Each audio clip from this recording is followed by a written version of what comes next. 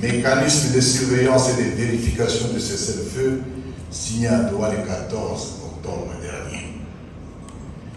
Comme vous le savez, la coalition criminelle du régime de Kinshasa a imposé un blocus, un siège, dans la zone de Minembwe, et où la coalition des FARDC, FDLR, Wazalem et Forces nationales de défense du Burundi crée la famine, en prélude bien entendu des attaques armées contre la population civile, spécialement celle de la population Tutsi.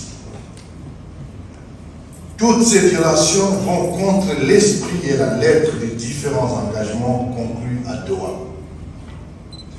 Elles démontrent que le régime de Kinshasa poursuit son objectif consistant à ne s'accrocher qu'à une solution militaire à la crise. Nous prenons acte. Nous attirons l'attention des médiateurs qataris afin de tirer toutes les conclusions et les conséquences qui s'imposent à l'étendue de la crise provoquée et accentuée par le régime de Kinshasa. L'AFC 23 avertit solennellement qu'elle ne va pas rester les bras croisés. Elle va devoir défendre les populations menacées par ces attaques barbares de Kinshasa. À titre illustratif, je voudrais vous énumérer les dernières violations de cessez-le-feu.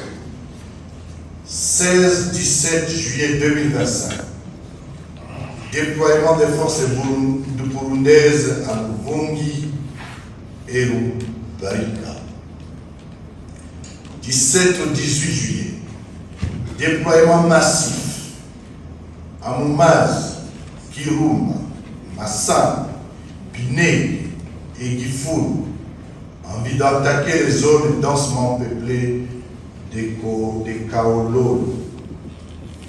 18 juillet 2025, destruction systématique des habitations, pillage de plus de 150 têtes de bétail,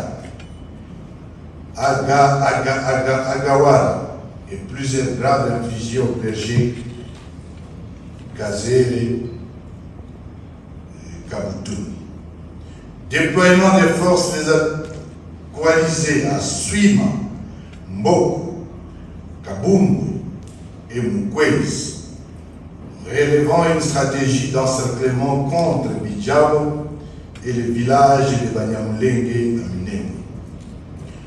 21 juillet 2025, attaque simultanée à Kaororo, Ndegu et Buzikwe.